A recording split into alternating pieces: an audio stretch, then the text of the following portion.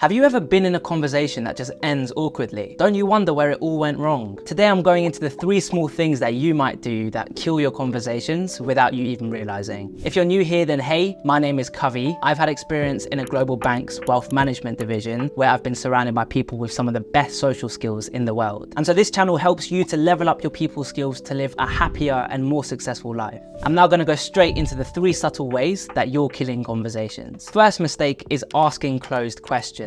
I'm going to explain this with a quick example. Imagine right now you're at a party and you've just met someone for the first time who lives in the area, and so you ask them, do you like living here? That sounds like a reasonable question, and to that they might say, yeah, I like living here, nice place, yeah. Now imagine if instead of asking, do you like living here, you ask them just a slight tweak on that and you say, how do you find living here? Just from that small change, you're going to get a completely different answer. You know, to how do you find living here, they might say, oh, you know, at first I didn't really like it here, the neighbors were a bit off, but you know, now I've started to get used to it and I really do like the area. So asking a closed question is when the answer could just be yes or no, but an open question means there could be many different answers. And so this can often be done just by replacing do with how. The benefit of asking open questions instead of closed questions is that open questions encourage the person to talk more. And if they talk more, then the conversation is less likely to just end abruptly. Also, between me and you, people love talking about themselves. So you're always going to be onto a winner if you're able just to get them to open up and talk more. The second way you might be killing conversations is by always disagreeing. This is when you always manage to find an opposing view to what the other person says to you. Now, I'll be completely honest, this is something that I'm not personally great at. I love playing devil's advocate with people because it helps me to reaffirm my own views. But I've learned it's really important to be mindful when you're disagreeing with people, especially when you're meeting them for the first time. This is because if you're always disagreeing with someone, they're more likely to view you as a negative person. So if you're able to just hold your tongue and to not always disagree, you'll see your relationships with people improve. The third way you might be killing conversations is by being easily distracted. This is when it's obvious to the other person that you're not paying attention to the conversation, so they're more likely to just want to end it. I found that the 2 most common ways that people get distracted in conversations is with their phones and also just by looking around. And I know this sounds so obvious, but just imagine if we're in a conversation right now and instead every now and then I'm just